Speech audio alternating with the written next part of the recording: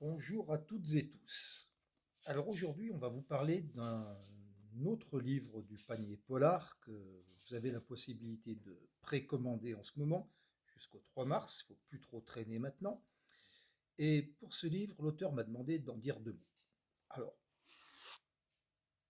le voilà.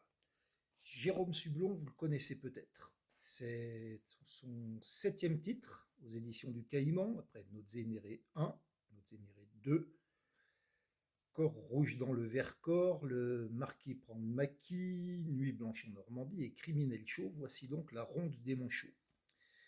Jérôme a une particularité, c'est-à-dire que quand on prend un de ses livres, on ne peut pas trop savoir ce qui va se passer.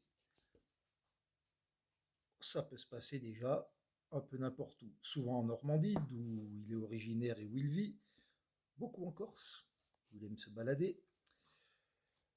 Et celui-ci va nous amener principalement dans le parc des volcans d'Auvergne. Alors, il faut savoir que Jérôme Sublon est un grand randonneur. C'est pour ça qu'il nous balade pas mal. Mais on est surtout un petit peu désarçonné parce que c'est un auteur multiforme. Criminel chaud, c'était très noir. La ronde des manchots, alors je dirais pas que c'est du polar feel good parce que ça n'existe pas encore. On va peut-être lancer une mode. Mais c'est une histoire où tous les protagonistes qui sont placés dans une espèce de jeu de domino qui va faire tomber tout le monde, l'un après l'autre. C'est un jeu de domino entre les différents personnages.